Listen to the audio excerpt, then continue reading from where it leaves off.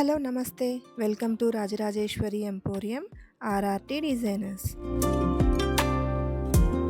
శ్రావణ మాసం పూజల కోసం పసుపు కుంకుమలతో పాటు ప్రత్యేకంగా ముత్తైదువుల కోసం ఇవ్వడానికి ఎంతో యూజ్‌ఫుల్‌గా ఉండే అమ్మవారి ఫేస్‌తో ఉన్న బ్లౌజ్ పీసెస్‌ని ఈ వీడియోలో చూపిస్తున్నాను.